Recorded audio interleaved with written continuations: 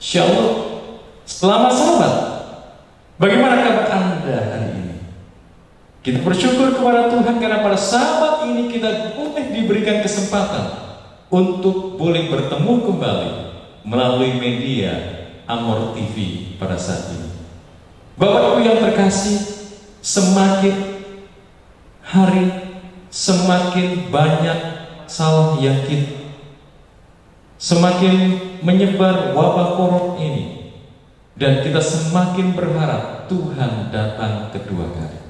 Yang menjadi pertanyaan bagi kita adalah ketika Tuhan datang, apakah saudara dan saya akan didapati sebagai umat yang setia sehingga kita akan diangkat Tuhan di awan-awan dan masuk ke dalam kerajaan surga, ataukah kita akan termasuk rombongan dari orang-orang yang pada waktu Yesus datang akan berseru kepada gunung-gunung batu, robohlah menikah.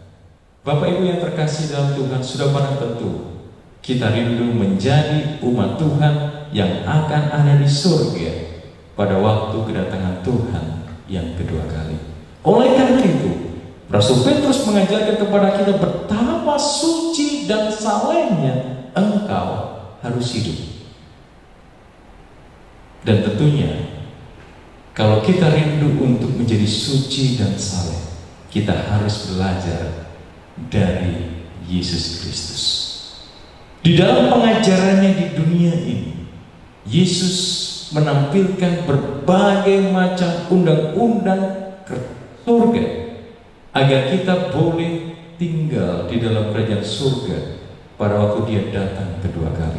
Dan termasuk di antara pengajaran-pengajaran yang Yesus berikan adalah yang menggunakan perumpamaan. Saat ini kita akan belajar tentang satu perumpamaan yang judulnya adalah hidup baru, perumpamaan tentang seorang penabur. Namun sebelumnya saya undang kita untuk bersatu dalam doa. Bapa, layakkan kami ketika kami hendak mempelajari akan firman-Mu. Kiranya Roh Kudus-Mu akan menuntun kami agar kami boleh mengerti, memahami, dan menghidupkan firman Tuhan menjadi bagian masing-masing kami, agar kami boleh semakin disucikan menjelang hari Tuhan yang tidak lama lagi. Sertai kami persembahkan doa kami dalam nama Tuhan Yesus Kristus, Juru Selamat dan Penebus kami. Amin. Bapak Ibu yang terkasih dalam Tuhan, berbicara tentang perumpamaan seorang penabur tentunya ada terdapat di dalam kitab Injil Sinopsis. Tetapi pada sahabat ini saya rindu kita pelajari dari Markus pasal 4 ayat 1 sampai dengan yang ke-8. Dikatakan di sini bahwa pada suatu kali Yesus mulai mengajar di tepi danau. Maka datanglah orang banyak yang sangat besar jumlahnya mengerumuni Dia, sehingga Ia naik ke sebuah perahu yang sedang berlabuh, lalu duduk di situ, sedangkan semua orang banyak itu di darat, di tepi danau itu. Dan Ia mengajarkan banyak hal dalam perumpamaan kepada mereka. Dalam ajarannya itu Ia berkata kepada mereka, dengarlah, adalah seorang penabur keluar untuk menabur. Pada waktu ia menabur, sebagian benih itu jatuh di pinggir jalan, lalu datanglah burung dan memakannya sampai habis. Sebagian lagi jatuh di tanah yang berbatu-batu yang tidak banyak tanahnya, lalu benih itu pun segera tumbuh karena tanahnya tipis. Tetapi sesudah matahari terbit, layulah ia dan menjadi kering karena tidak berakar. Sebagian lagi jatuh di tengah semak duri, lalu makin besarlah semak itu dan menghimpitnya sampai mati, sehingga ia tidak berbuah. Dan sebagian jatuh di tanah yang baik, ia tumbuh dengan suburnya dan berbuah. Hasilnya ada yang 30 kali lipat, ada yang 60 kali lipat, ada yang 100 kali lipat. Saudara, tentunya kita sudah mengenal akan perumpamaan ini. Perumpamaan tentang 4 jenis tanah di mana benih itu disebarkan. Dan dari keempat jenis tanah ini, tentunya kita menemukan bahwa tanah yang terakhir, tanah yang baik, tanah yang subur adalah tempat di mana benih itu boleh tertanam, boleh bertumbuh dan berbuah. Dan keempat jenis tanah inilah yang akan kita pelajari pada saat ini. Bapak Ibu yang terkasih dalam Tuhan, pernahkah kita kemudian bertanya-tanya di dalam kehidupan kita, kenapa ada orang yang begitu terima firman Tuhan, kemudian dibaptiskan, tapi kemudian segera dia juga tinggalkan Tuhan? Tetapi ada juga orang yang sekian lama belajar, tapi dia tidak mau mengambil keputusan untuk dibaptiskan. Atau mungkin kita juga bertanya-tanya, kenapa ada orang yang baru saja mengenal Tuhan, tetapi hidupnya diubahkan, sementara orang yang begitu lama mengenal Tuhan, tetapi hidupnya tidak pernah berubah, karakternya masih tetap sama seperti orang-orang yang bersifat duniawi lainnya.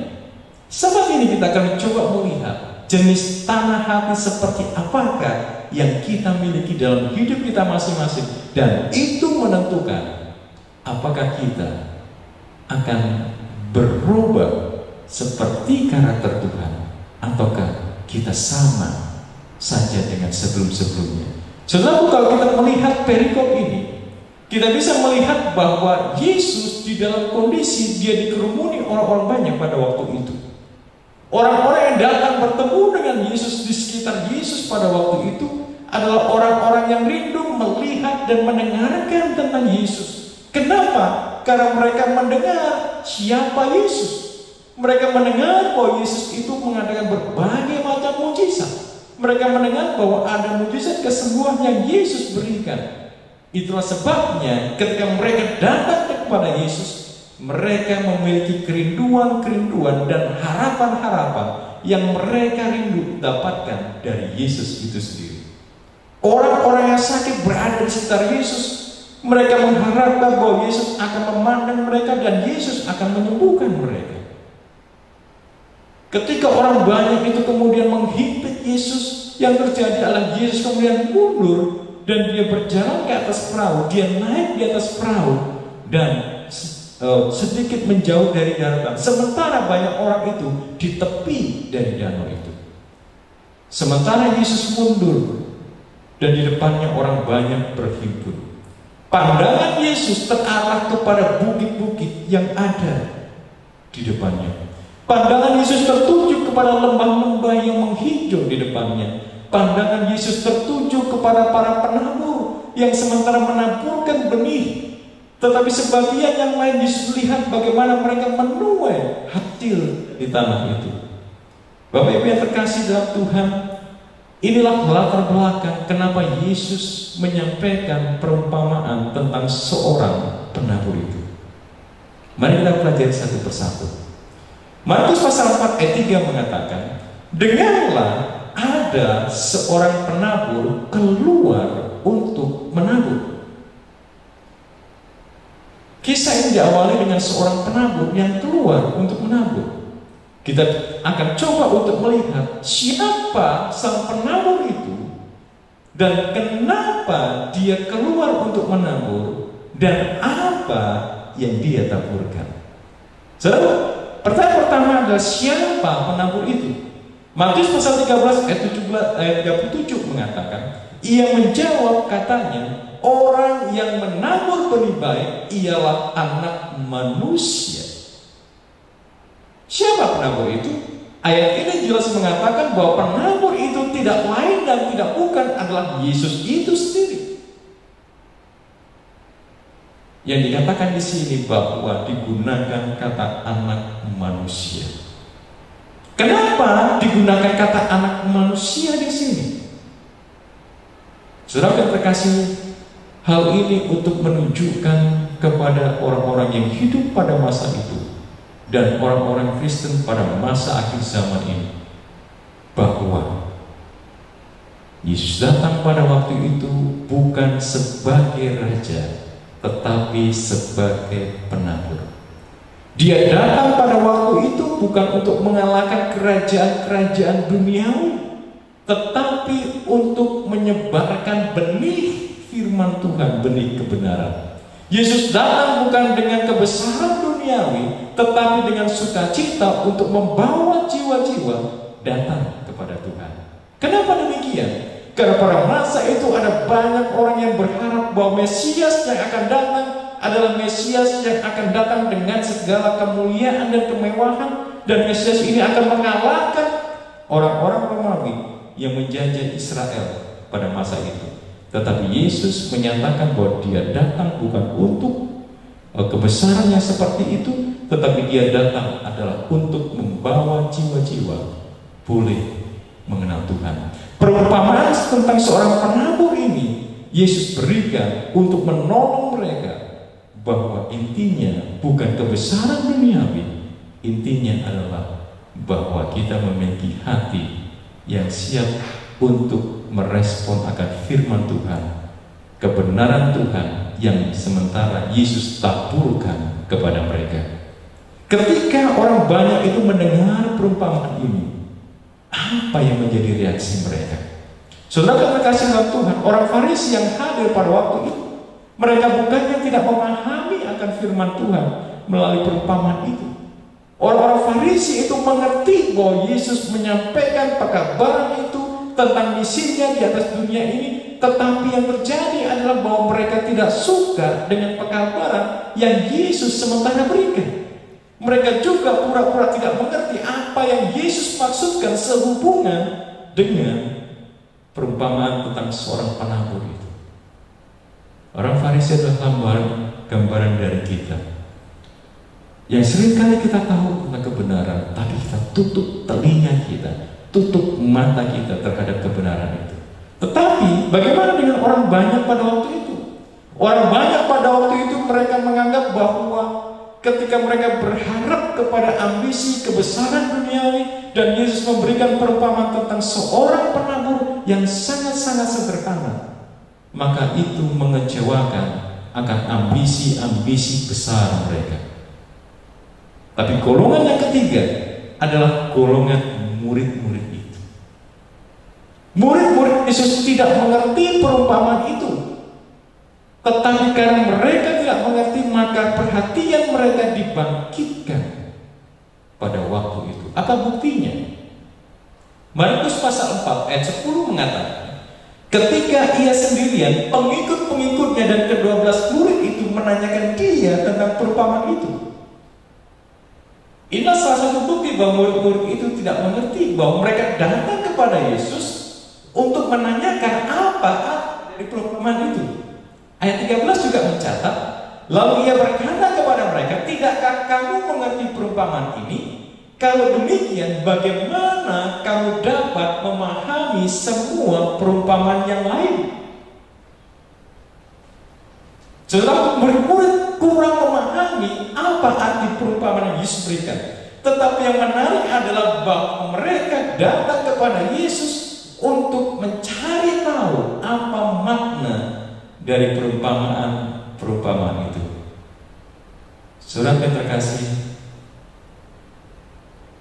apa yang dilakukan para murid adalah kerinduan yang Tuhan inginkan terjadi kepada kita. Tuhan ingin kita mencari Dia dengan hati yang tulus. Tuhan ingin ketika kita mencari Dia, kita belajar dari firman Tuhan, kita betul-betul datang kepada Tuhan, kita betul-betul terbuka kepada penerangan Roh Kudus, dan Roh Kudus akan memberikan makna tentang firman Tuhan, sehingga kita tidak akan larut di dalam kegelapan, tetapi kita akan menjadi terang. Ketika murid-murid datang kepada Yesus juga memberikan arti kepada kita pada saat ini, bahwa semua orang yang datang kepada Yesus untuk memperoleh pengetahuan yang lebih jelas mengenai tentang kebenaran firman, maka mereka akan menerima. Saudaraku, menarik sekali bahwa murid-murid itu datang mencari tahu, dan Yesus memberikan pencerahan kepada mereka. Mari kita pelajari lebih lanjut.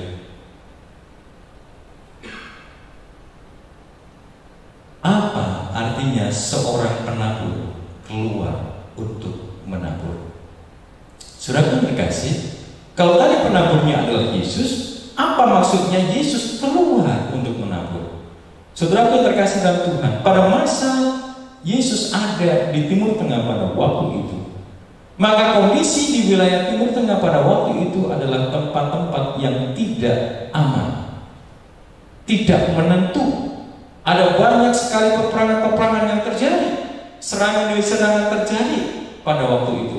Itulah sebabnya bahwa kota-kota yang ada di sana mereka membangun tembok-tembok yang tinggi, yang besar untuk melindungi kota itu, sehingga kota itu akan aman. Dan para petani, mereka tinggal di dalam kota itu. Tetapi setiap pagi hari mereka keluar dari tembok kota itu, pergi ke ladang-ladang untuk bercocok tanam.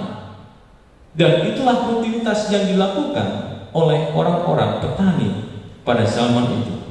Saudara terkasih dalam Tuhan, apa maksud Yesus keluar untuk menabur? Saudara, kita tentunya menyadari bahwa Yesus itu adalah Allah. Dia yang pada mulanya adalah pencipta langit, bumi, dan segala isinya. Segala sesuatu dijadikan oleh Dia. Dia memiliki tahta di surga. Tetapi kedudukan jabatan yang Dia miliki di surga tidak membuat Dia kemudian tidak mau peduli dengan manusia yang hidup di dunia ini. Kita bisa melihat bahwa Yesus meninggalkan rumah amannya, Dia meninggalkan kemuliaannya, Dia tinggalkan kedudukannya, Dia keluar tinggalkan surga untuk merasakan derita, pencobaan, dan menabur dengan tangis, menyiram dengan darah benih kehidupan bagi dunia yang sudah tersesat ini. Kita bisa melihat bagaimana Yesus tinggalkan surga dan Dia menjadi manusia yang taat sampai mati, bahkan sampai mati di atas kayu salib. Penabur yang keluar, lambang dari Yesus yang meninggalkan zona nyamannya untuk bekerja bagi keselamatan jiwa-jiwa. Dan untuk maksud yang sama, Tuhan memanggil hamba-hambanya. Kejadian 12 ayat yang pertama dikatakan, berfirmanlah Tuhan kepada Abram, pergilah dari negerimu dan dari sanak saudaramu dan dari rumah bapamu ini ke negeri yang akan kutunjukkan kepadamu. Saudara terkasih dalam Tuhan, dikatakan di sini bahwa ketika Tuhan memanggil Abram, maka Tuhan memanggil Abram meninggalkan zona nyamannya untuk pergi ke tanah yang Tuhan akan tunjukkan kepadanya. Sama seperti Yesus tinggalkan zona nyamannya. Ketika Tuhan panggil Abram, Tuhan juga memanggil Abram tinggalkan zona nyamannya. Kemudian dalam Kisah pasal 22 ayat yang ke-21 dikatakan, tetapi karena Tuhan kepadamu, pergilah, sebab aku akan mengutus engkau jauh dari sini kepada bangsa-bangsa lain. Ini adalah panggilan yang Tuhan berikan kepada Rasul Paulus, meninggalkan bangsanya, pergi menginjil kepada bangsa-bangsa lain. Saudara, apa maksud panggilan Tuhan kepada kita untuk meninggalkan zona nyaman kita? Dalam perumpamaan-perumpamaan Tuhan Yesus halaman 23 dikatakan, oleh sebab itu, orang yang dipanggil untuk bersatu dengan Kristus harus meninggalkan segala sesuatu untuk mengikut Dia.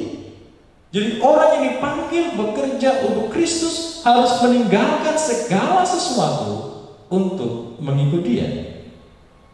Apa itu segala sesuatu? Dikatakan di sini, ikatan-ikatan lama harus diputuskan. Rencana hidup harus ditinggalkan. Harapan-harapan duniawi dilepaskan. Semua orang yang dipanggil untuk bekerja bagi Tuhan, Tuhan harapkan untuk meninggalkan segala harapan-harapan yang bersifat lahiriah, harapan-harapan yang bersifat duniawi. Untuk tujuan apa? Dikatakan di sini, dalam pekerjaan berat dan diiringi air mata, dalam kesunyian dan melalui pengorbanan, benih itu harus ditabur. Yesus tinggalkan zona nyaman di surga, datang untuk menabur benih kebenaran, menikmati sengsara penderitaan di dunia ini demi sukacita membawa jiwa-jiwa boleh masuk ke surga.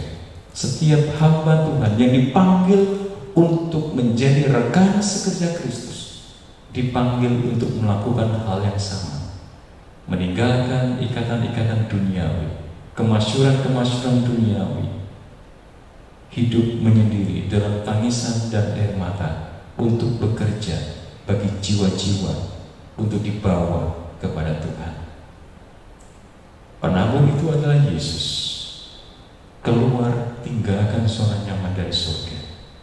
Yang ketiga adalah apa yang ditaburkan. Dalam Markus pasal 4 ayat 14 dikatakan, penabur itu menaburkan firman. Saudaraku, artinya bahwa benih yang ditaburkan itu adalah firman Tuhan.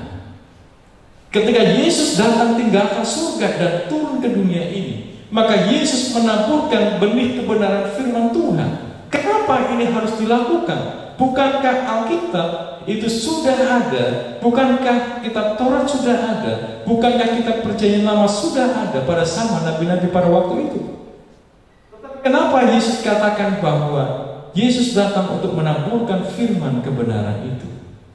Saudara, pernahkah kita sadar bahwa semenjak manusia jatuh ke dalam dosa, maka setan tidak berhenti menaburkan benih kejahatan? Kenapa? Karena dia ingin menguasai umat manusia. Dia berusaha untuk memalsukan akan kebenaran firman Tuhan, sehingga manusia tidak mengenal kebenaran itu. Manusia salah mengartikan kebenaran firman Tuhan, dan akhirnya mereka tidak akan mendapatkan hidup kekal, melainkan mereka akan mendapatkan kebinasaan sama seperti yang iblis akan alami. Tetapi bahkan ketika Yesus pada waktu itu pun, ketika manusia jatuh ke dalam dosa, Yesus sudah menyampaikan satu Injil, kabar baik, bahwa keturunan perempuan itu akan meremukkan kepala dari ular itu, dalam Kejadian pasal 3 ayat yang ke-15. Dan itulah sebabnya ketika Yesus datang ke dunia ini, maka dia juga berikan pekabaran yang benar tentang kebenaran itu secara mutlak, tanpa ada kepalsuan di dalamnya. Yang kalau kita lihat bahwa hal inilah yang menjadi pembeda antara ajaran Yesus dengan ajaran rabi-rabi pada masa itu. Sehingga ketika orang mendengarkan pekabaran Yesus, maka hati mereka digerakkan. Mereka merasakan suatu kuasa dari firman Tuhan itu. Saudaraku, apa sebetulnya ajaran sampaikan kaum Israel pada masa itu? Tidakkah mereka juga menyampaikan akan firman Tuhan ini? Guru-guru Israel pada masa itu tidak menaburkan benih firman Allah yang benar. Kenapa? Karena ajaran-ajaran yang mereka sampaikan adalah bersifat tradisi, bersifat teori dan spekulasi dari manusia. Ajaran yang mereka ajarkan adalah tulisan manusia yang menggantikan akan firman Tuhan itu sendiri. Sehingga ajaran yang mereka sampaikan tidak memiliki kuasa untuk mengubahkan kehidupan kepada jiwa-jiwa yang sementara berdosa itu. Dan inilah pengajaran dari para guru pada waktu itu. Dan itu berbeda dengan khotbah yang Yesus sampaikan. Yang menjadi pertanyaan adalah, pekabaran seperti apakah yang kita harus beritakan pada zaman ini? Apakah hamba-hamba Kristus juga sudah melakukan pekabaran yang Yesus beritakan, yaitu menyampaikan kebenaran itu? Saudaraku, sebagai hamba Tuhan, kita harus melakukan pekerjaan yang sama dengan Kristus. Pekabaran kebenaran yang sola scriptura, hanya Alkitab dan hanya Alkitab sajalah yang kita harus tinggikan. Tetapi sangat disayangkan bahwa kebenaran pada zaman kita sekarang ini banyak dikesampingkan. Banyak orang mengajarkan teori-teori dan ajaran manusia kepada umat-umat Tuhan, sehingga banyak umat-umat Tuhan yang kemudian tersesat dari kebenaran firman Tuhan ini. Banyak pendeta yang tidak menerima seluruh akan kebenaran Alkitab ini. Saya terkejut pada suatu kali ketika saya sementara mau mengajar sebuah keluarga. Kemudian pertanyaan yang diajukan kepada saya adalah, Pak Pendeta mau mengajarkan dari Perjanjian Lama ataukah dari Perjanjian Baru? Saya kaget dengan pertanyaan ini.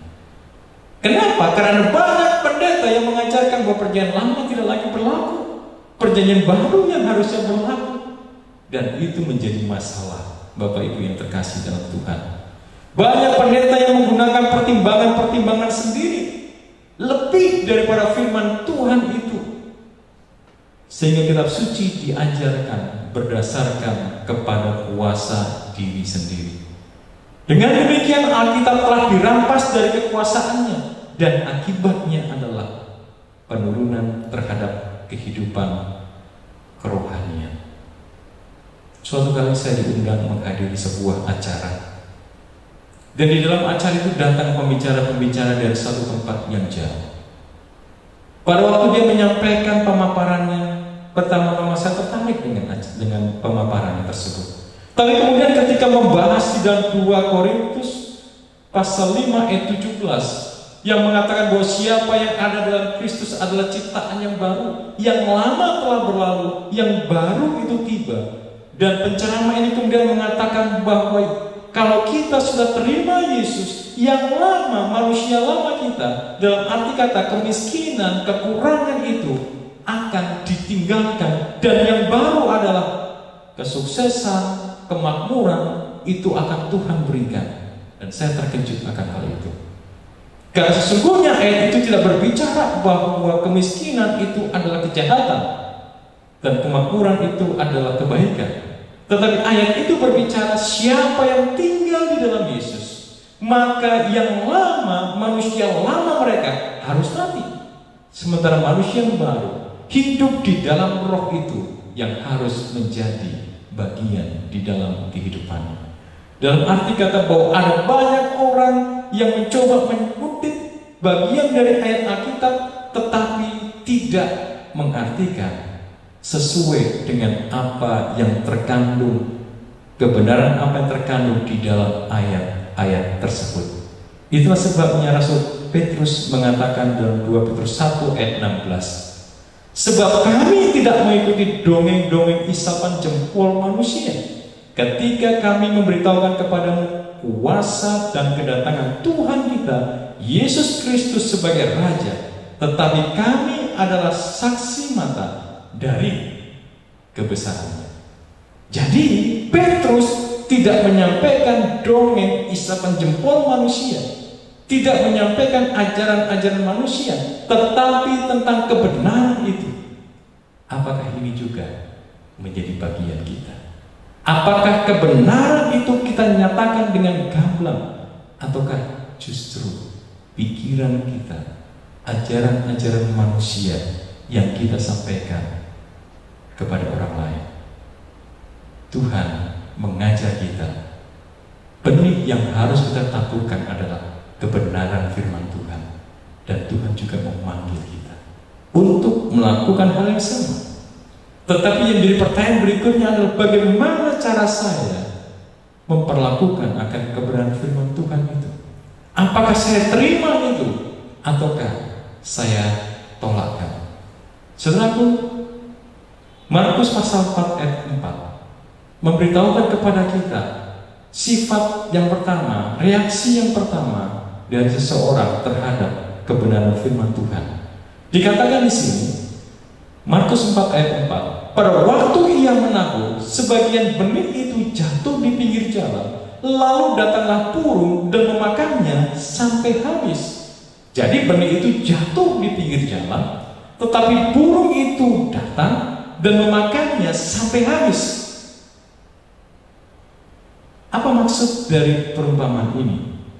Di dalam Markus 4 ayat 15 mengatakan Orang-orang yang di pinggir jalan, tempat firman itu ditaburkan, ialah mereka yang mendengar firman, lalu datanglah iblis dan mengambil firman yang ditaburkan di dalam mereka. Jadi orang yang mendengar firman, tetapi tidak sampai firman itu tertanam, iblis datang untuk mengambil mereka, mengambil firman yang telah ditaburkan itu. Saudara, apa maksudnya? Dalam buku perumpamaan Tuhan Yesus halaman 28 dikatakan, benih yang ditaburkan di pinggir jalan melukiskan firman Allah manakala ia jatuh ke dalam hati seseorang pendengar yang tidak memperhatikan. Jadi boleh jadi ketika dia ada di gereja, ketika dia menyaksikan siaran rohani, mengikuti via Zoom dan lain sebagainya, seolah-olah dia mendengar, tetapi sejatinya dia tidak mendengar atau tidak memperhatikan firman Tuhan itu.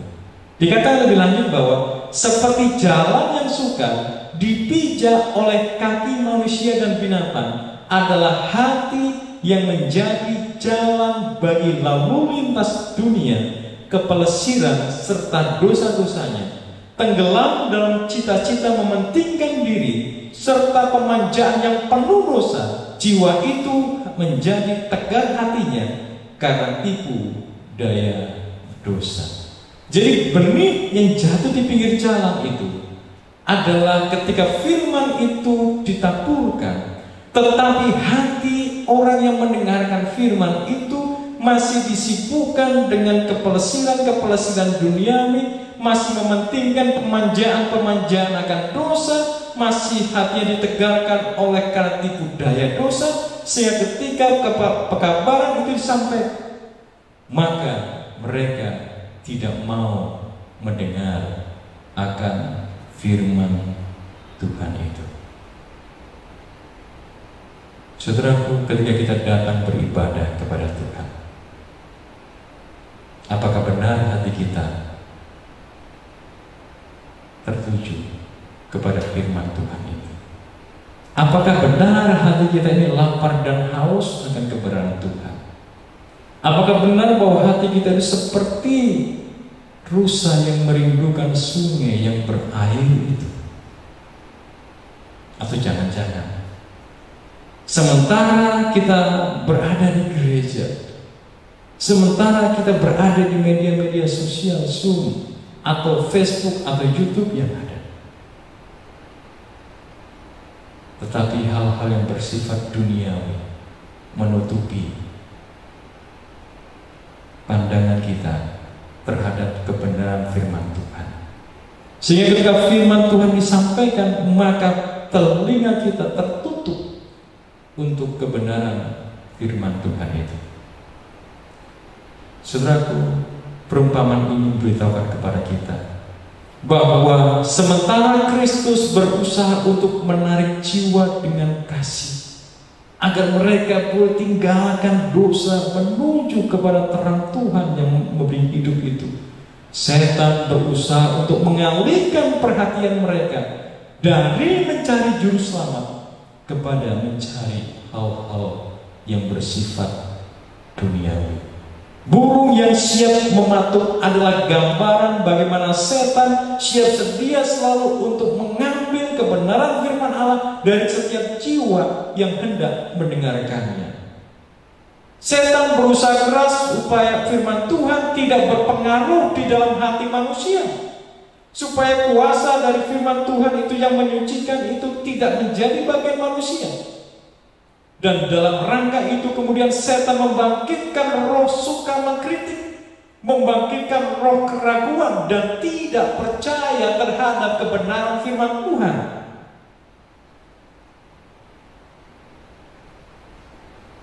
Itulah cara-cara setan.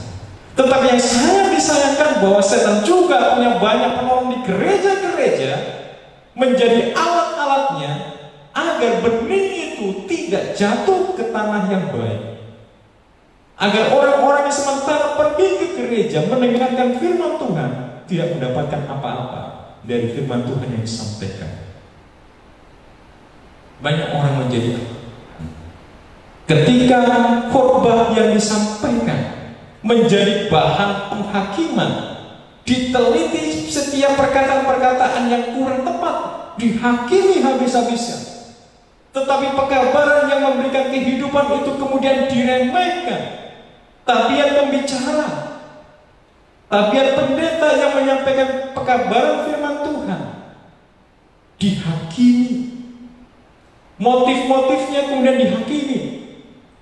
Tingkah laku, tindak tanduk sang pembicara dihakimi. Menjadi bahan pergunjingan dan bahan diskusi yang menarik.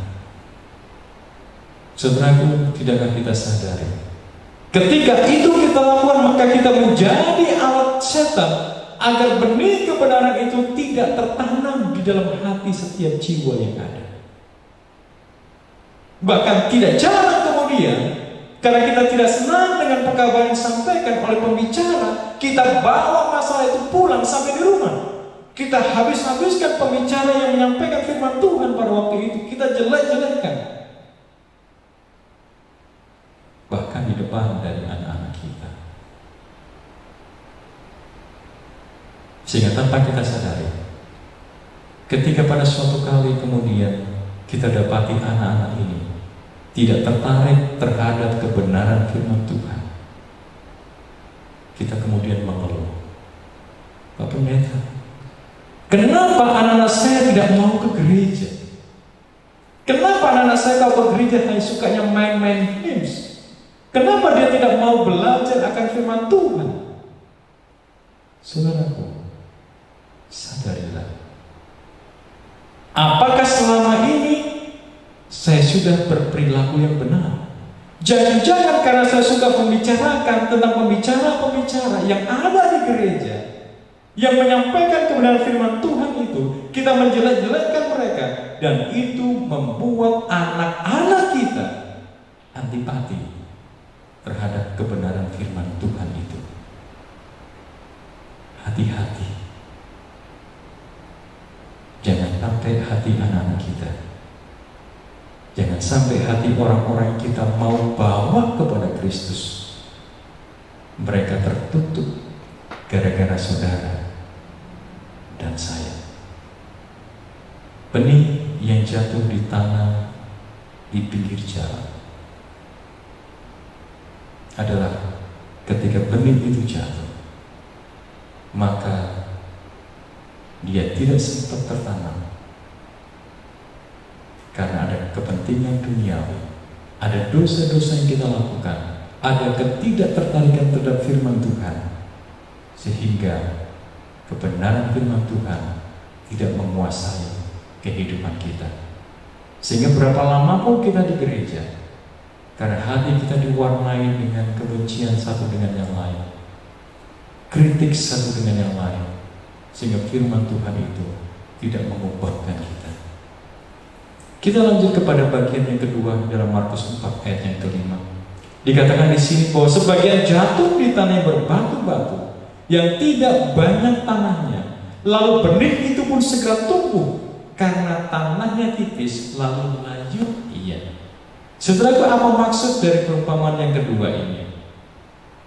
Atau tanah yang kedua ini? Markus 4 ayat 16 dan 17 mengatakan, demikian juga yang ditaburkan di tanah yang berbatu-batu ialah orang-orang yang mendengarkan firman itu dan segera menerimanya dengan gembira, tetapi mereka tidak akar dan tahan sebentar saja. Apabila kemudian datang penindasan atau penganiayaan karena firman itu, mereka segera murtad. Saudaraku, apa maksud dari benih ini? Ketika kita menyampaikan pekabaran kepada seseorang, dan kemudian orang itu menyambut dengan antusias pekabaran yang kita sampaikan kepada mereka, bahkan mereka kemudian katakan, Pak, saya rindu untuk dibaptiskan karena saya sudah menerima kebenaran firman Tuhan yang luar biasa ini. Saudara, tidakkah kita merasa senang akan hal itu? Tidakkah hati kita bersuka cita kalau ada orang yang mau dibaptiskan? Kegembiraan yang dimiliki orang ini sayangnya adalah hanya bersifat sementara. Kenapa? Sebagaimana benih jatuh di tanah batu, tumbuh dengan cepat tapi kemudian lahir. Itu semua diakibatkan oleh karena akar dari tanaman ini tidak mampu untuk menembus batu, tidak mampu untuk mencari sumber makanan, sehingga mereka dapat bertumbuh dan tidak binasa. Apa maksudnya? Benih yang tidak berakar ini terjadi oleh karena cinta diri tidak ditaklukkan. Oleh karena hati itu tidak melihat kecilnya dosa, tidak memiliki kerendahan hati, dan belum sadar mengenai perasaan bersalah, sehingga ketika benih ditaburkan, dia seolah-olah antusias, tetapi karena cinta diri ini masih mengemuka, karena ketidaksadaran bahwa dia sudah berdosa itu dan tidak melihat dosa itu sebagai sesuatu yang kecil, maka benih itu tidak dapat tumbuh dengan baik. Saudara terkasih dalam Tuhan, benih yang jatuh di tanah yang berbatu adalah gambaran dari orang-orang yang kehidupan yang mudah mereka kelihatan sebagai orang Kristen yang setia dan tekun. Tetapi ketika datang pencobaan, mereka tidak tahan. Ketika dosa-dosa mereka disingkapkan, maka mereka tidak suka hal itu dan mereka meninggalkan akan kebenaran firman Tuhan. Benih yang jatuh di atas tanah berbatu adalah gambaran orang-orang yang tidak memiliki kehidupan yang bersatu dengan Kristus. Karena orang Kristen yang bersatu dengan Yesus, dikatakan bahwa mereka seperti pohon yang akarnya terus tembus sampai ke dalam tanah sehingga kehidupan rohaninya diberi makan. Orang yang berakar di dalam Yesus akan dapat tertanam kuat dan akan dapat bertumbuh dan berbuah dengan baik. Yohanes 19 ayat 5 mengatakan, "Akulah pokok anggur dan kamulah ranting-rantingnya. Barang siapa tinggal di dalam aku dan aku di dalam dia, ia berbuah banyak, sebab di luar aku kamu tidak dapat berbuah apa-apa." Kalau saudara mau hati kita bukanlah tanah yang berbatu, maka pastikan bahwa kita memiliki hubungan pribadi dengan Yesus. Kesempatan pada masa seperti sekarang lah kita bangun hubungan pribadi kita dengan Tuhan dari hari ke hari, sehingga walaupun kita akan menghadapi berbagai macam tekanan tantangan yang ada, kita akan tetap dapat tumbuh karena kita selalu berhubungan dengan Yesus. Saudara yang terkasih dalam Tuhan, tanah benih yang di tanah yang berbatu menggambarkan kehidupan umat-umat Tuhan yang sangat responsif terhadap firman Tuhan, tapi karena tidak berakar di dalam Kristus, maka tidak mau bertumbuh dan berbuah. Milikilah hati yang selalu bersekutu dengan Yesus agar saudara dapat bertumbuh dan berbuah. Bagian yang ketiga, jenis tanah yang ketiga dikatakan dalam Markus pasal 4 ayat yang ke-7. Sebagian lagi jatuh di tengah semak duri, lalu makin besarlah semak itu dan menghimpitnya sampai mati, sehingga ia tidak berubah.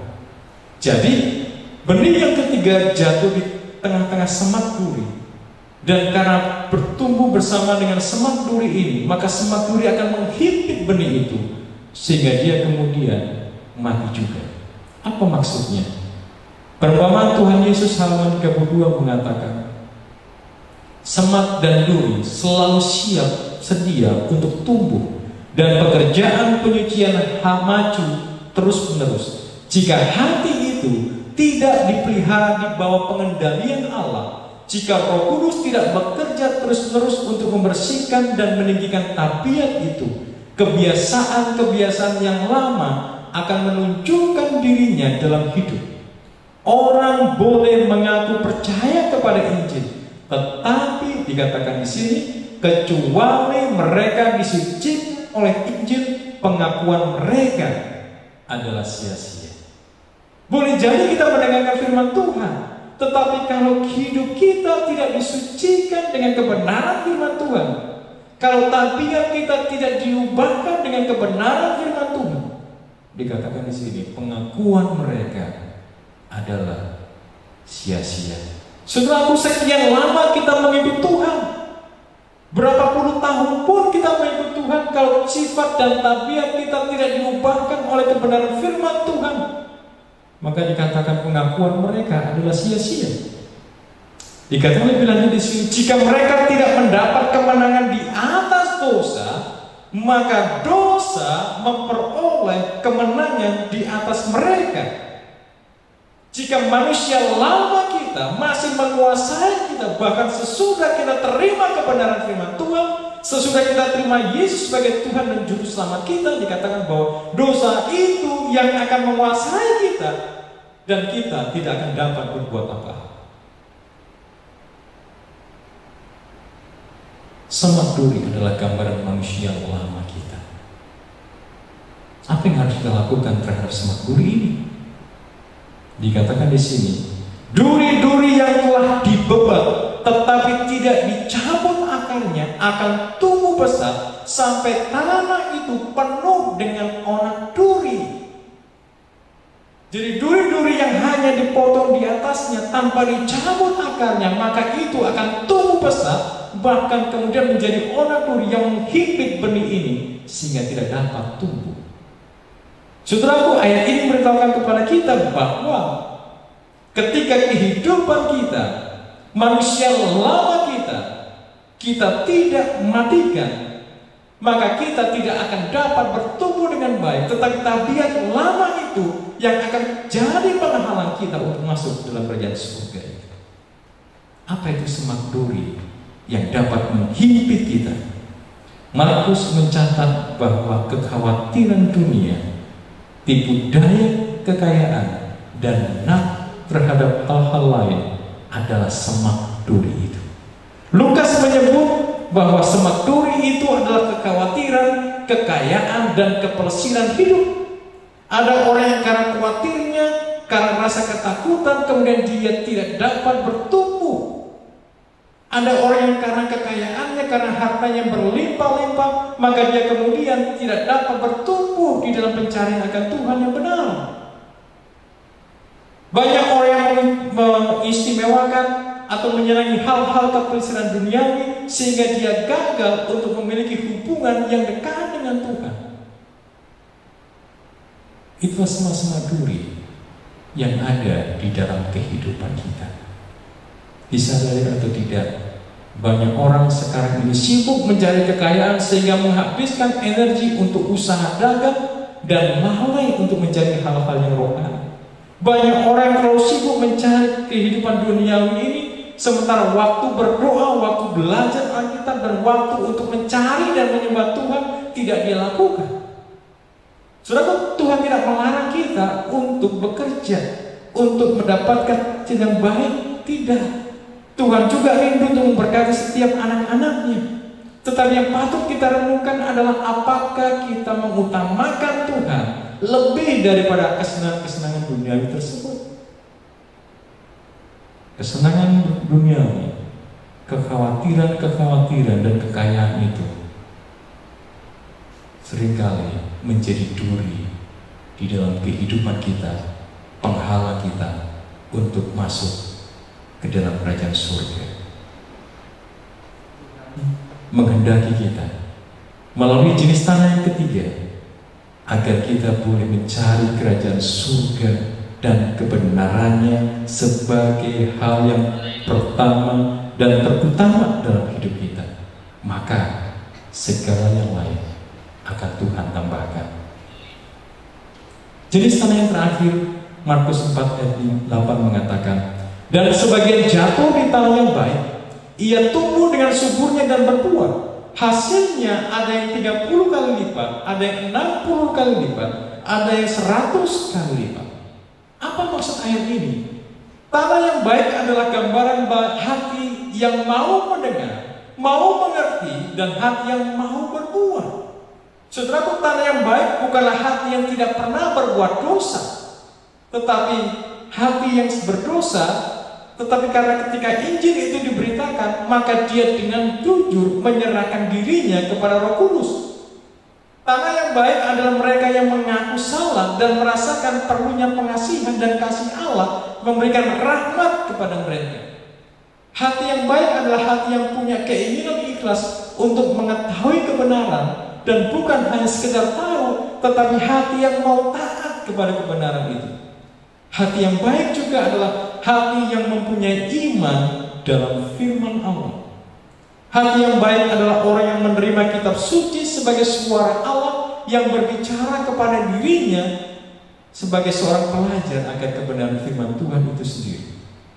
Dan hati yang baik adalah hati dari seseorang yang memiliki kerendahan hati untuk mencari tuntunan Allah, menyimpannya di dalam hatinya, dan boleh berbuah di dalam kehidupannya sehari-hari. Sekedar mendengar dan membaca firman Tuhan tidaklah cukup, melainkan harus merenungkan kebenaran itu dan berbuah di dalam hidup kita. Itulah sebabnya pemazmur katakan dalam Mazmur 40 ayat 9, "Aku suka melakukan kehendak-Mu ya Allahku, Taurat-Mu ada di dalam hatiku." Hati yang baik, hati yang mau mendengar Tuhan berbicara kepadanya dan dia hidupkan di dalam kehidupannya. Pertanyaan adalah, jenis tanah hati yang manakah kita? Adakah tanah hati kita adalah pinggir jalan, tanah berbatu, semak duri, ataukah tanah hati yang baik? Kalau seandainya kita masih memiliki tanah hati pinggir jalan, apakah masih mungkin untuk diubah jadi tanah yang subur? Kalau tanah hati kita masih berupa batu-batu, apakah masih mungkin diubah menjadi tanah yang subur? Kalau tanah hati kita masih berupa semak duri, apakah mungkin untuk diubah menjadi tanah yang subur? Saudaraku, bagian terakhir ini saya mau kita melihat kepada Paulus. Paulus adalah seorang pendosa. Dia suka melawan akan umat-umat Tuhan, menganiaya umat-umat Tuhan, membunuh akan umat-umat Tuhan. Tetapi hatinya yang lama dia tinggalkan untuk rela mati demi Kristus. Bagaimana Paulus bisa berbuat demikian? Filipi 3 ayat 7 dan 8 mengatakan, "Tetapi apa yang dahulu merupakan keuntungan bagiku, sekarang kuanggap rugi karena Kristus. Malahan segala sesuatu kuanggap rugi, karena pengenalan akan Kristus Yesus Tuhanku lebih mulia daripada semuanya. Oleh karena Dialah aku melepaskan semuanya itu dan menganggapnya sampah supaya aku memperoleh Kristus." Saudara, biasa terjadi dengan Paulus bahwa apa yang dia miliki sebelumnya, kesenangan-kesenangan yang dia miliki, kedudukan yang dia miliki, sifat-sifat manusia lama yang dia miliki, dia katakan bahwa itu semuanya rugi baginya demi dia mendapatkan Kristus. Kalaupun tanah hati kita adalah pinggir jalan, kalau di pinggir jalan itu kemudian dicampur, diberikan pupuk, dikasih air, maka pinggir jalan itu pun dapat menjadi jenis tanah yang subur. Kalaupun tanah hati kita adalah tanah yang berbatu-batu, tapi ketika batu ini diambil, kemudian tanah itu diolah dengan diberi pupuk, diberikan air, maka tanah itu dapat menjadi hati yang subur. Kalaupun hati kita masih jenis tanah yang banyak semak durinya, tapi kalau semak duri kemudian dibabat, dicampur sampai ke akar-akarnya, dan tanah itu dicampur, diberikan air, diberikan pupuk, maka jenis tanah itu pun dapat menjadi tanah yang subur. Saudaraku, bagaimana hati kita menjadi hati yang subur akan kebenaran firman Tuhan? Apabila kita menganggap segala sesuatu yang menjadi kesenangan kita adalah sampah dan memandang pengenalan akan Yesus lebih utama daripada segala sesuatu.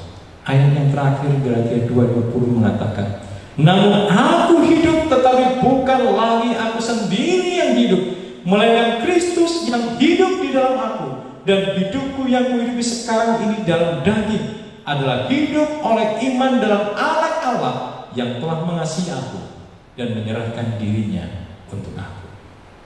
Paulus anggap semuanya sampah, Kristus yang utama. Dan sudah dia terima Yesus sebagai yang terutama. Tidak lagi hidup untuk dirinya sendiri, tetapi Kristus yang hidup di dalam dirinya. Itu sebabnya Paulus jadi seorang tokoh yang menjadi teladan bagi kita di dalam hidup pelayanan bagi Tuhan. Bapak Ibu yang terkasih dalam Tuhan, sahabat ini, saya mengundang kita semua. Kalaupun tanah hati kita masih pinggir jalan, tanah yang berbatu, tanah sama-sama, jangan khawatir. Kalau kita mau tinggalkan manusia lama kita,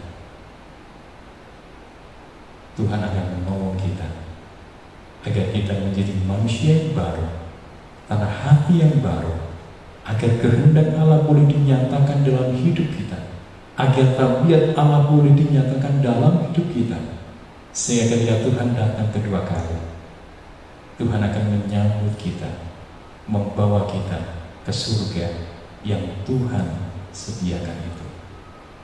Kiranya Tuhan memberkati masing-masing kita. Saya mengundang kita untuk bersatu dalam doa.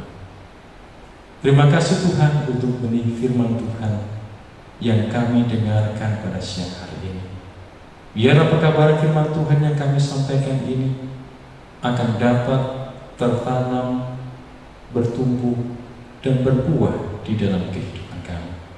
Kalaupun jenis tanah hati kami masih tepi jalan, tanah berbatu atau tanah yang bersemak duri sekalipun saat ini Tuhan, kami rindu biar Roh Kudus Tuhan akan boleh menolong kami, agar kami boleh tinggalkan segala manusia lama kami, kecintaan kami akan dosa, kecintaan kami akan hal-hal duniawi, biarlah kami boleh tinggalkan semuanya, dan kami boleh memandang hanya kepada Tuhan yang akan boleh menolong kami, agar sifat dan tabiat kami boleh semakin serupa dengan Tuhan. Dan ketika Tuhan datang, kami akan diangkat di awan dan masuk ke dalam kerajaan surga. Berkati umat-umat Tuhan yang mendengarkan akan pekabaran firman Tuhan ini. Berkati seluruh pendengar yang mendengarkan akan pembahasan firman Tuhan ini. Biar berkat Tuhan jadi bagian masing-masing kami. Dan Tuhan, ingatlah ketika Kau datang di awal-awal, kami rindu nama kami akan disebutkan, dan kami akan masuk ke dalam surga mulia yang Tuhan sediakan itu. Terima kasih ya Bapa. Kami persembahkan doa kami dalam nama Tuhan Yesus Juru Selamat dan Penebus kami.